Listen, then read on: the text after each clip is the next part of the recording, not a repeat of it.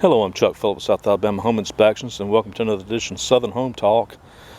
I'm in the front yard trying to find a water meter, of course, and this shows up in about half my reports where I cannot find them in the inspections I perform for people.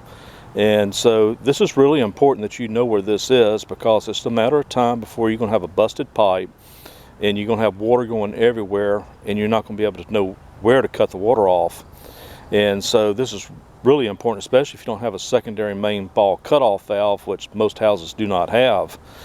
And so just think about this: you got a busted pipe, you have no secondary main ball cutoff, and so now you're trying to find where the meter is, and you actually do have the water meter key.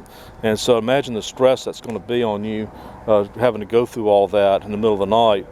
And so this is why it's important that you take the time to do this today.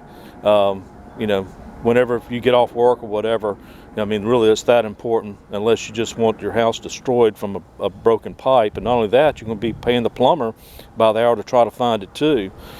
So anyway, the best way to find this is to take a metal probe. This is what I made this one myself. You can kind of sort of hear it when you find it. It'll make that hollow noise. You may be able to do it with a metal detector, but unless you're familiar with those, you may be digging up beer cans out of your front yard. Now, another tip too, you can actually go and look at the hose bib on the front of the house, and usually this kind of sort of will line up with that. And another tip too, you can go and look at your neighbor's house to see how far theirs is offset from the street. And you may be able to contact the water department, and maybe out of courtesy they'll come and try to locate it for you. But when you do locate it, clear it off really well. Clean the box out so you can access the valve in there, and also take a photograph of it too after it's cleared off, and keep a folder on your desktop, for all your little household things and stuff that are important to you, so you can kind of go back and reference it there if you need to. But also know this as well, that sometimes these valves at the meter are defective and you won't be able to shut it off even here at the meter.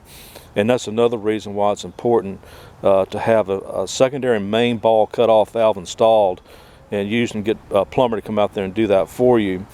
I mean, that'd be a lot better anyway than having to come out here to the street and cut this off at the meter. But yeah, if you don't have that, I recommend you go and purchase a water meter key, keep the box clean, and go check out the other episode I have on this channel on how to do that. It's pretty informative as well. And thanks for taking the time to watch this, guys. Take care.